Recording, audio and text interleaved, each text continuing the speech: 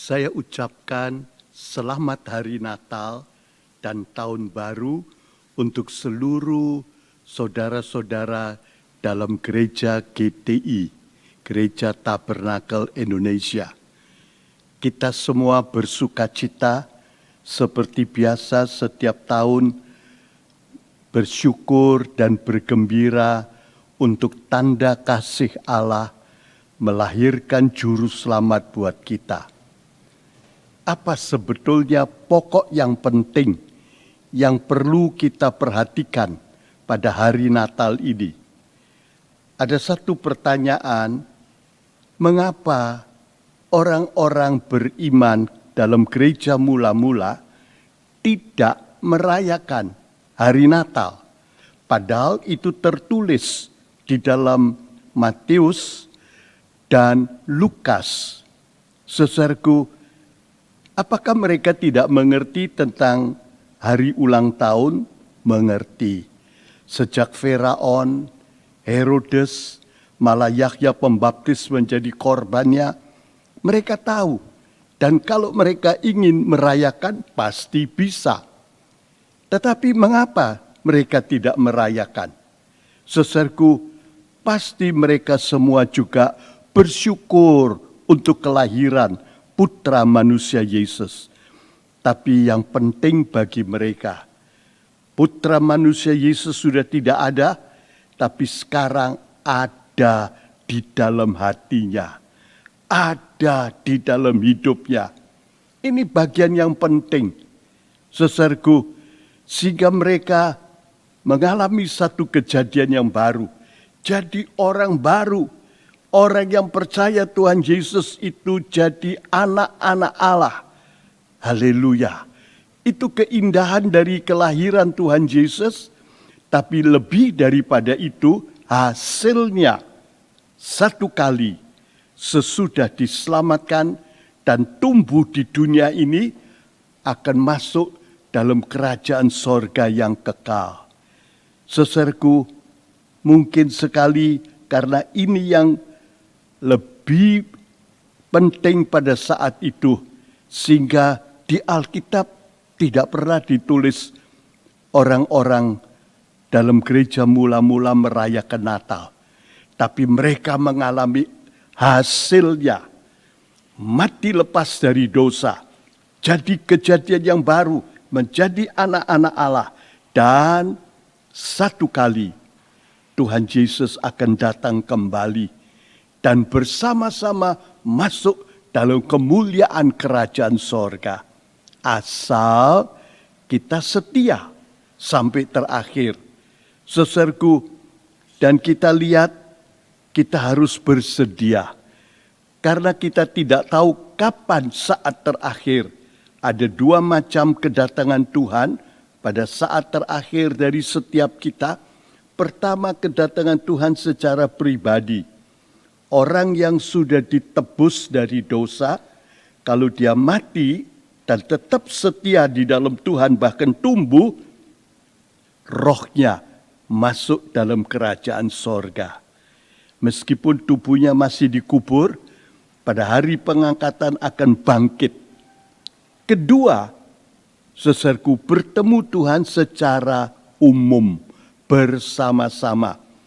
Pada waktu Tuhan menamatkan rencananya di dalam dunia ini, semua orang yang percaya waktu itu ikut dalam penamatan, saudaraku, dan kemudian tiba-tiba waktu Tuhan datang, itu tidak, kita belum tahu kapan saatnya, tiba-tiba berubah dan ikut naik masuk dalam kemuliaan kerajaan sorga bersama-sama dengan Tuhan. Dan semua orang beriman untuk selama-lamanya. Saudaraku, ini yang penting sekali kita perhatikan. Ya, kita bersukacita merayakan kelahiran Tuhan, tapi jangan hanya bersukacita, bergembira. Tapi kalau tidak masuk sorga, tidak ada faedahnya. Sebab itu kita harus sungguh-sungguh memeriksa diri kita Nomor satu, percaya Tuhan Yesus. Yang belum percaya, percayalah. Ini satu kesempatan yang indah. Sesudah itu tetap hidup sebagai orang baru, sebagai anak Allah dalam kesucian, rutin jalan dengan Tuhan. Saudara, Tuhan Yesus sudah tidak kelihatan, tapi Roh Kudus dikirim Tuhan untuk menyertai kita, tinggal di dalam hati kita. Dengan pertolongannya kita bisa tumbuh, dan dengan firman Tuhan masuk dalam pertumbuhan menjadi seperti Kristus. Saudara, ini tekanan yang penting pada perayaan hari Natal supaya kita betul-betul mendapat faedahnya. Kalau merayakan tapi tidak mendapat faedahnya, ruginya lebih banyak. Sudah tahu jalannya, tidak dapat, sayang sekali. Sebab itu, biar semua yang mendengar memastikan, percaya, dan tolonglah orang-orang di sekitar kita, apalagi keluarga kita, orang dekat kita. Jangan sampai mereka menanggung dosanya di neraka. Kalau mereka percaya, Tuhan ampuni, Tuhan lepaskan dari dosa dan ikatannya, dan indah sekali kita bisa bertumbuh seperti Dia. Ini bagian pertama, saudaraku, yang kita perhatikan, dan kemudian kita akan melihat lebih lanjut. Saudaraku, sekarang sesudah kita percaya, apa yang harus kita lakukan selanjutnya? Sebab kedatangan Tuhan pertama itu tidak berhenti sampai di Natal saja, tapi akan datang kedua kalinya. Jangan sampai kita tidak ikut bertemu Tuhan pada kedatangannya yang kedua kali. Oleh karena itu, saudaraku, selain kita siap sedia untuk menunggu kedatangan Tuhan, Tuhan mengatakan dalam Matius 24 ayat 42, kamu tidak tahu kapan aku datang, sebab itu bersedialah. Jangan sampai hidup kita jadi Kristen yang sembarangan. 5 gadis bijak akan ikut dalam pengangkatan, tapi 5 gadis bodoh ketinggalan. Sekalipun sudah punya pelita, sekalipun sudah pernah menyala, sekalipun sudah jadi anggota gereja, saudaraku, sekalipun sudah percaya, tapi mereka mengecilkan, mereka tidak bersedia, saudara, dan terpengaruh oleh segala perkara dunia dan tubuh daging ini. Saudara masih ingat, manusia terdiri dari manusia batiniah dan lahiriah. Batiniah kita sudah ditebus, manusia lahiriah belum. Sebab itu bisa sakit, bisa mati, saudaraku, dan cenderung kepada dosa. Tapi kita harus mengalahkannya, menyalibkannya. Jangan sampai diseret oleh keinginan daging. 5 gadis bodoh itu tidak bersedia. Sebab itu mereka hanyut di dalam keinginan daging dan dosa, sehingga akhirnya saudara, sebelum kedatangan Tuhan akan ada polarisasi dosa dan kesucian. Dosa akan meningkat luar biasa sampai puncak-puncaknya. Tuhan izinkan, tapi juga kesucian akan naik. Kalau satu orang mendua atau netral atau bercabang hatinya atau suam, dia akan terseret dalam arus dosa yang besar. Manusia tanpa Tuhan itu cenderung kepada dosa. Yakya 3 ayat 19. Oleh karena itu kita harus terus menyangkal diri. Kalau Tuhan datang kita siap, kita akan ikut dalam rencana penamatan yang begitu indah. Saudaraku, penamatan secara pribadi waktu orang tebusan mati sepanjang zaman dan mereka kembali rohnya pada Tuhan. Rencana kedatangan Tuhan secara umum, yaitu pada akhir rencana Allah, Tuhan datang dan kita yang siap sedia seperti 5 gadis yang bijak, tetap di dalam jalan Tuhan, dipimpin oleh Roh-Nya, tiba-tiba berubah dan naik ke atas di dalam awan-awan hadirat Tuhan tanpa kematian. Luar biasa, saudaraku, dan itu saat yang paling indah. Bahkan 3,5 tahun sebelumnya akan tumbuh gereja jadi begitu indah dan ajaib seperti yang ditulis dalam Wahyu 12 ayat 1. Saudaraku, ini menjadi pengharapan kerinduan kita. Sekarang ini istimewa, dalam hari-hari akhir zaman ini kita harus bersedia. Meskipun kita tidak tahu kapan dia datang, tetap ada kemungkinan, saudaraku, bertemu Tuhan secara pribadi waktu mati, tapi orang-orang yang hidup sebelum kedatangan Tuhan itu dapat kesempatan.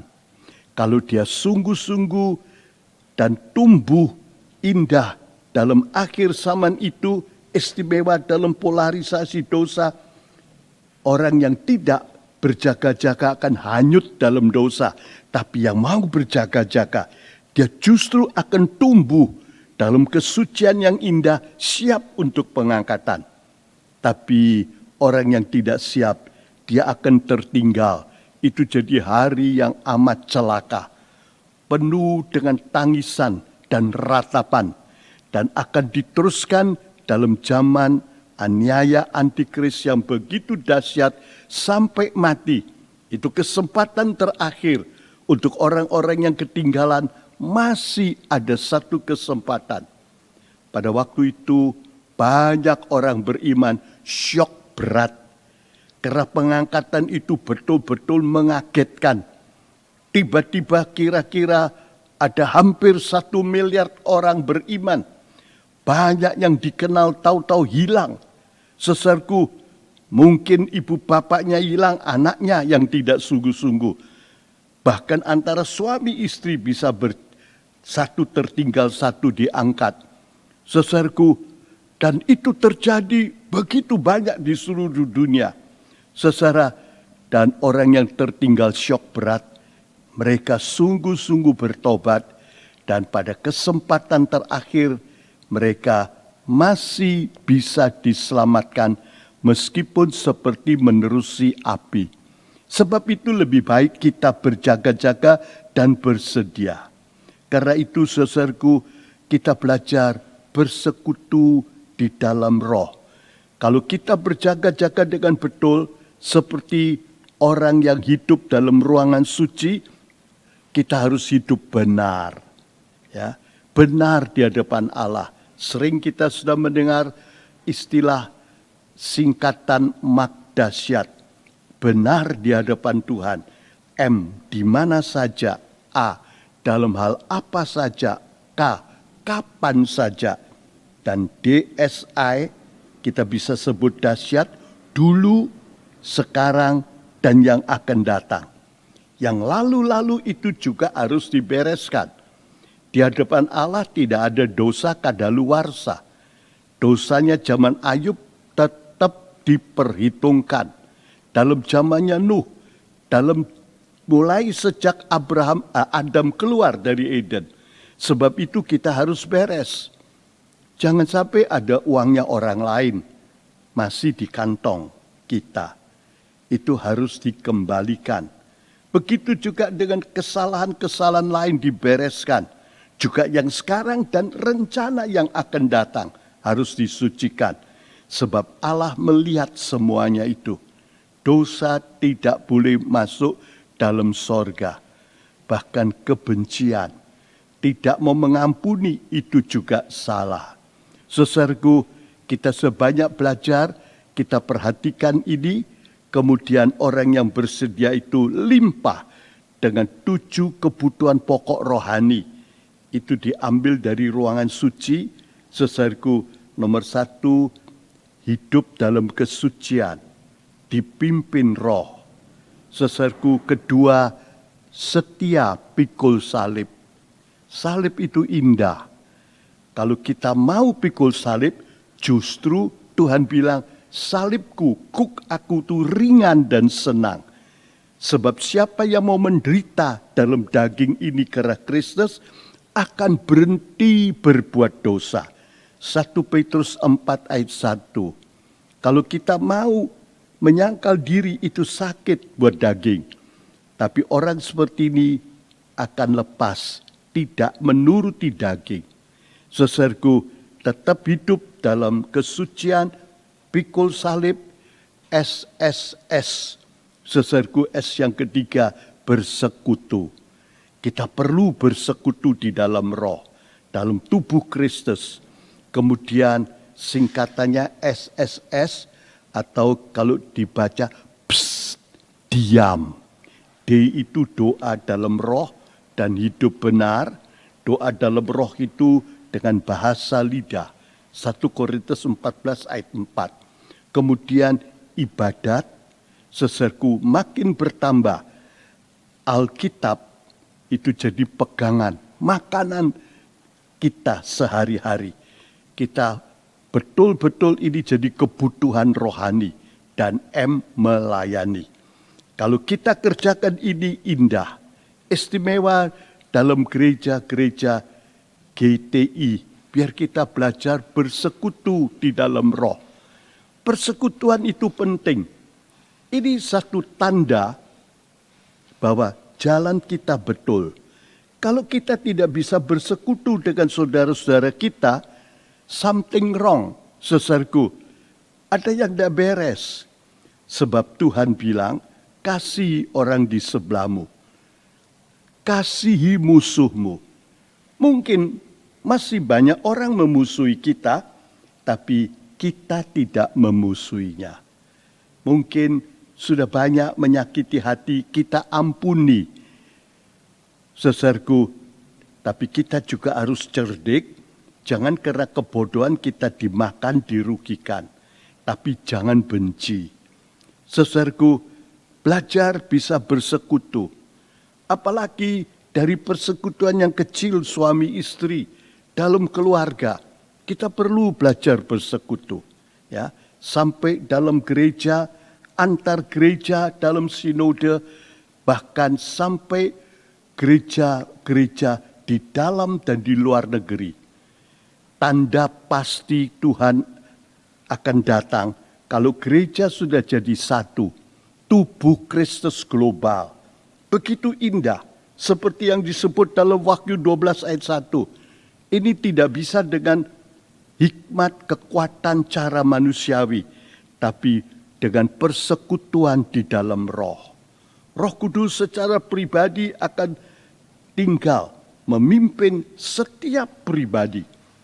Berapa banyak orang yang akan diangkat, mereka jadi satu di dalam roh. Meskipun berbeda tempat, berbeda segala-galanya. Sikonnya, saudaraku, mungkin tingkatan kepintaran, kekayaan, kedudukannya beda. Tapi saudaraku, di dalam roh kita jadi sama-sama anak-anak Allah yang dipimpin roh. Roh Kudus memimpin pribadi, kelompok, sampai seluruh dunia. Sehingga bisa bergerak jadi satu. Karena satu pimpinan. Roh Kudus bisa bicara sekaligus secara pribadi pada ratusan juta. Bahkan lebih dari 1 miliar. Dan itu dipersatukan di dalam Tuhan. Luar biasa. Satu kali di negara komunis yang melarang waktu itu, saudaraku, tiba-tiba mereka datang ke satu tempat di satu hutan di tepi kota. Mereka tidak boleh berbakti bersama-sama. Waktu mereka datang, yang lain juga datang. Padahal tanpa pengumuman, Roh Kudus yang menggerakkan mereka. Pada tanggal, jam yang sama, di tempat yang sama. Luar biasa. Mereka melihat dan mereka memuliakan Tuhan. Tidak mungkin dengan cara biasa. Apalagi ini terjadi waktu beberapa puluh tahun yang lalu, belum ada HP, belum ada alat-alat yang canggih seperti sekarang. Mereka bertemu. Apalagi nanti pada kedatangan Tuhan. Biar kita belajar bersekutu dalam roh.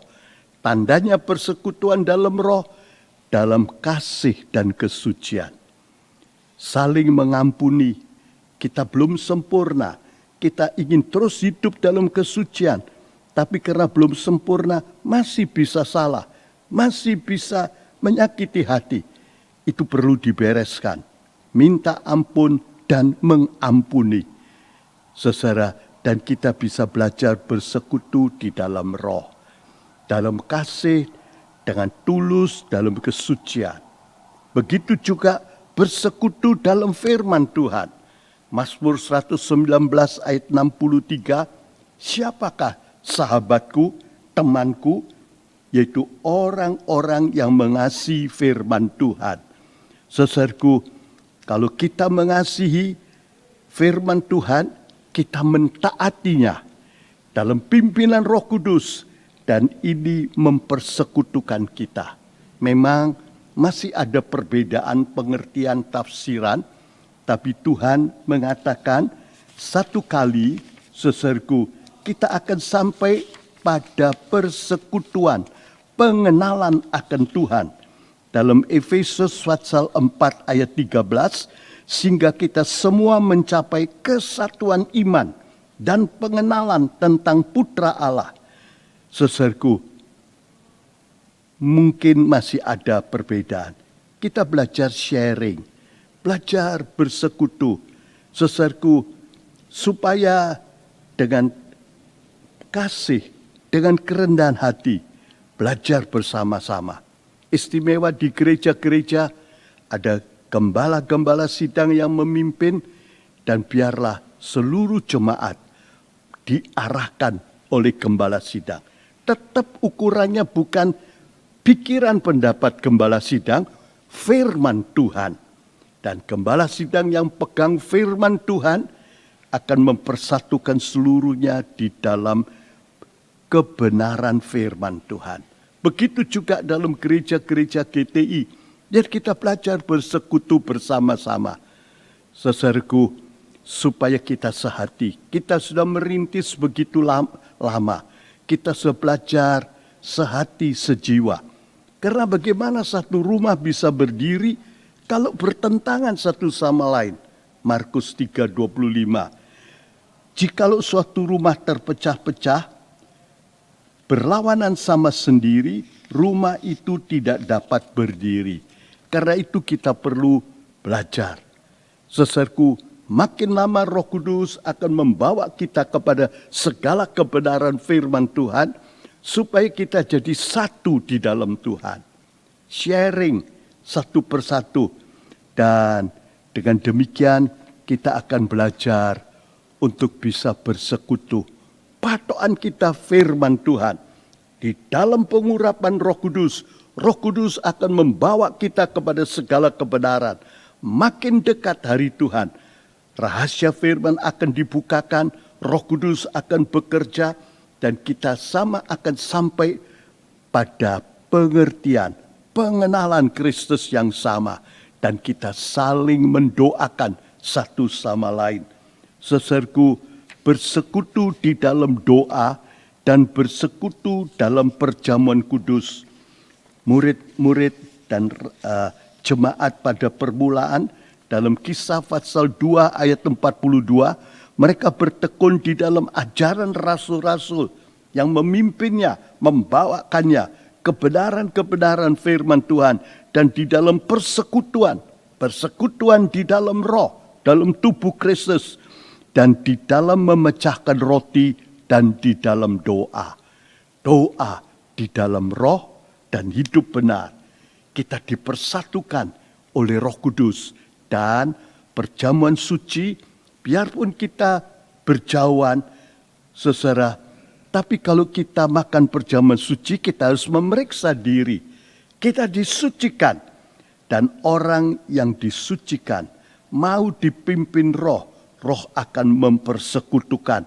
Sehingga baik di dalam keluarga, kelompok yang paling kecil, dalam gereja lokal, di dalam GTI, saudaraku, satu sinode, kemudian di antar sinode, kita belajar bersekutu dengan roh yang sama. Roh Kristus. Dan saudaraku, sampai akhirnya terbentuk tubuh Kristus global. Dan kita akan melihat kuasa Allah, pekerjaan Allah yang lebih besar. Dan akhirnya masuk dalam kesempurnaan rencana Allah. Kita harapkan dalam Natal bersama pada hari ini, saudaraku, biar dimanapun kita berada, dalam gereja-gereja GTI, kita belajar bersekutu dalam firman, di dalam roh, dengan kesucian dan kasih. Kita bertekun dalam doa, dan Tuhan yang akan mempersekutukan. Sehingga satu kali waktu dia datang, kita boleh ikut bersama-sama dia. Puji Tuhan, kita akan akhiri, saya akan berdoa pada hari peringatan Natal ini, bagi semua gereja-gereja GTI di Indonesia, bahkan juga yang di luar negeri. Mari kita berdoa. Bapa kami dalam sorga, kami ada sampai hari ini oleh anugerah-Mu, dan seluruh gereja-gereja Tabernakel Indonesia. Kami berharap dan bersandar kepadamu. Tuhan, biar kiranya Tuhan memberkati semua, sehingga boleh tumbuh terus dalam rencana-Mu. Bukan rencana pribadi, bukan rencana GTI, tapi rencana Allah yang tertulis dalam firman dan yang Roh Kudus pimpin sesuai dengan kehendak Bapa. Tuhan, supaya kami sama-sama bisa bersekutu dalam firman-Mu, di dalam persekutuan roh, dengan kesucian dan kasih-Mu, dan sama-sama saling menguatkan, menolong, sehingga boleh tumbuh. Pada waktu Engkau datang, kami boleh ikut dalam rencana-Mu yang indah, bertemu dengan Tuhan di awan-awan hadirat-Mu, dan masuk dalam kemuliaan-Mu sampai selama-lamanya. Terima kasih Tuhan. Tuhan berkati baik pimpinan-pimpinan Tuhan, pimpinan-pimpinan gereja GTI di mana-mana saja. Tuhan sertai, biar Tuhan urapi dengan urapan-Mu, hikmat kuasa-Mu, supaya kami semua sebagai hamba-hamba-Mu boleh melayani Tuhan dengan tulus, dengan rendah hati, dalam kesucian, sesuai dengan firman-Mu, sehingga jemaat-Mu boleh Tuhan terpelihara dan tumbuh, bahkan jadi berkat buat sekitarnya, menolong jiwa-jiwa di sekitarnya. Dan semua jemaat-Mu, lebih-lebih dalam masa pandemi ini, Tuhan, Engkau yang memelihara. Justru dalam banyak kesulitan ini, Engkau punya rencana yang indah. Tuhan, izinkan semua menjadi kebaikan buat orang-orang yang mencintai Tuhan. Biar Tuhan berkati semua.